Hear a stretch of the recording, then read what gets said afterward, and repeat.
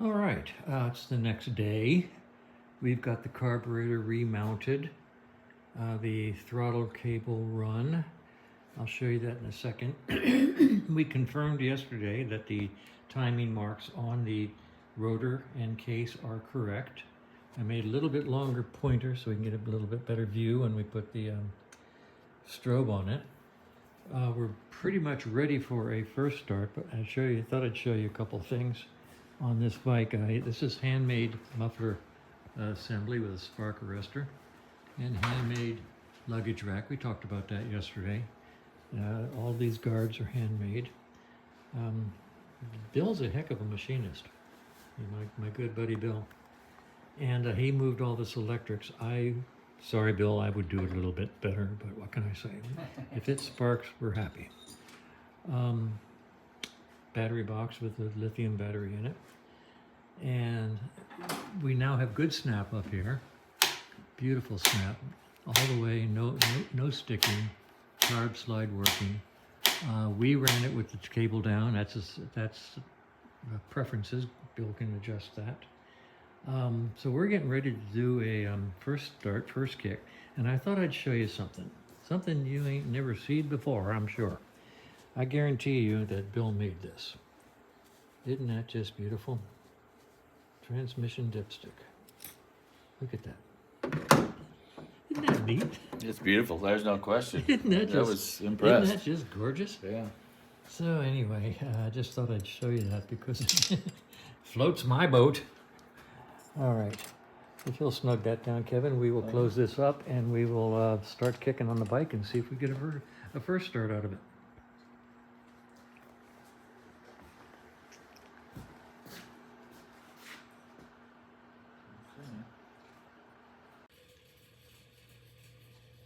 Okay, we are in the middle of a conundrum. We have good spark. We have spark at the right time. We have fuel flow. We have carburetor just all cleaned up and capital should be fine. We've been kicking for about half an hour, and all we can do every now and then is get a couple of pops. We're going right back to the beginning, and we're resetting timing from scratch. And we're looking at this. I'm looking at this plate, and I don't like this plate. I don't like the fact that it appears to be burned right there. I'm going to zoom in a little. It's had a problem at some point in the past, and it's quite corroded. You can see the magnetic pickups are corroded. The inside's not bad. We'll clean a little of that corrosion off also. But anyway, I have a brand new magnetic pickup plate here, and we're going to change that out, put in a new plate. We're going to clean some of the corrosion over there. We're going to back off a few feet, have a cup of coffee, sit down, relax, and try to get our minds straight, because at this point in time, this bike should run. We think we're ready to have a running bike, and okay, so that's where we are. We're going to change out the mag pickup and have a cup of coffee. Okay, we went ahead and put in a new rotor and a new mag pickup. We've got it set to full advance on the other side. We have the little white dot in the upper left hole, which is what BSAs and Nortons use on a system where this rotor turns counterclockwise. So, no reason that this should make any difference. The other system wasn't bad, but these are new parts. What the heck? We'll try kicking on it in a few minutes. Okay, so we went ahead and changed out the magnetic pickup plate. While we were in there, we just went ahead and put in a new rotor also. I have a bunch left over, and so we just put them in there. So he's got a new rotor and a new stator pickup in the mag pickup area. Now, I'm going to show you something really cool. A good buddy across the street, Richard, got me this. It's a pulse generator from a General Motors vehicle, brand name unknown, year, etc. And all it does is generate magnetic pickups, generates magnetic pulses, just like this setup does.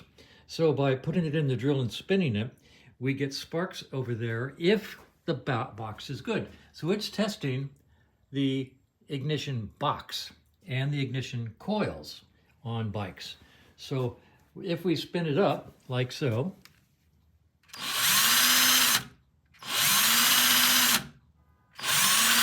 we're going to have spark on the other side. So stand by. Kevin's going to pull the magic trigger over here. I'm going to go over here and show you the spark plug. Let me zoom in on it. It's on. I think I left it on. Nope. No? It's off. There you Now go. it's on. Okay. Ignition's on. Let me do this. Okay, spin her up. Oh, look at those sparks. Isn't that neat?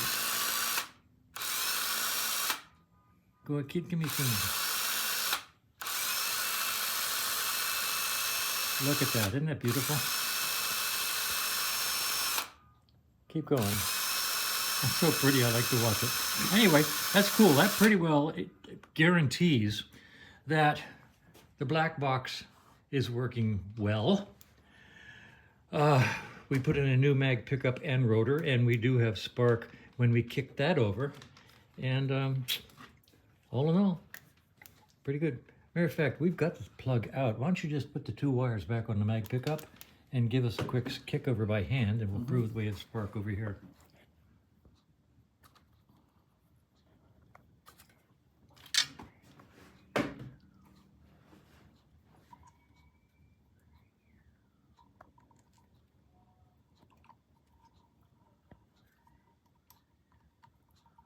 Okay, ready? Yeah, just check it out, kick it over.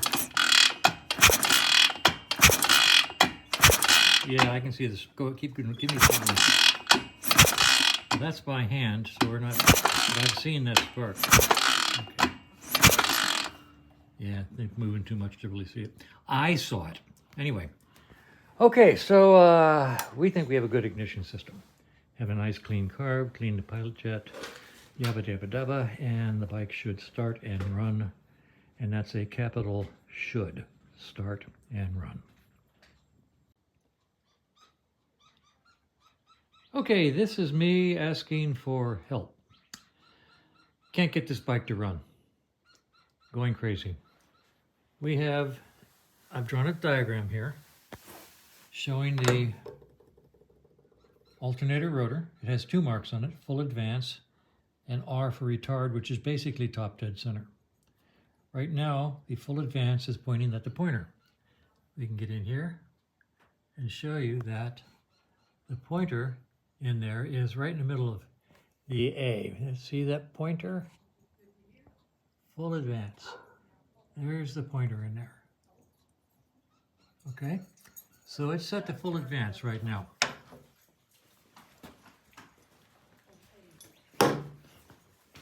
Over here, we have the new pickup, new rotor, and a compensating for parallax. You can see the little white dot is in the little hole that's used for BSAs and Nortons because this rotates counterclockwise. At this point in time, when I kick the bike over manually, I get a good healthy spark somewhere between these 2 points, right in the middle or so of R and A, which is logical. It should kick over, and at kickover speed, it should be somewhere before top dead center, but not quite to full advanced yet. So I get good spark. I think everything's set up right.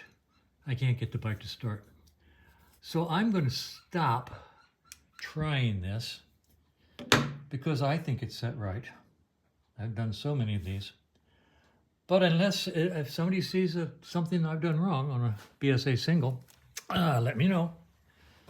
I do believe that tomorrow I'm going to take the carburetor off again, go through it again, and see if there's anything in the carburetor, because I think I've really exhausted timing. I'm just not getting any joy at all out of kicking this bike, other than the occasional pop. And you know as well as I do that the occasional pop indicates timing, usually. Anyway, that's where I am. If you have any constructive suggestions as to how to start a B50, And like I said, I've tried the nudge it over to top dead center, nudge it just past top dead center, then kick it. I've tried to just kick the heck out of it. I've tried using the compression release to get it up on top dead center and then just barely past top dead center and kick on it. It's not that hard to kick. The B50s are not like the 441s. This is actually relatively easy to kick over. And goodness knows that Kevin and I have kicked on it a lot, and we're just not getting any joy. So if you have constructive suggestions, I'd appreciate them. So I'm going to call it a day now, and Kevin and I will probably pick this up tomorrow and probably start with taking the carburetor off again and seeing if we can see something. And that's where we are, and like I say so often, the fun just never stops. Well, still working on the failure to start. Been kicking on it a lot. No pops, no starts. Timing set at least 3-4 times. Went through the carburetor. Decided to check the valves, and they are way tight. Way tight. Supposed to be 8 and 10, according to the manual. Basically, there's maybe air here, but there's no 8. And this, definitely not 10. So I've got the 8 and 10 feeler gauges out, and I'm going to set them. Got to be real careful because this wire goes to the zener, and the zener's hot all the time. This goes straight to the battery. So you got to be careful.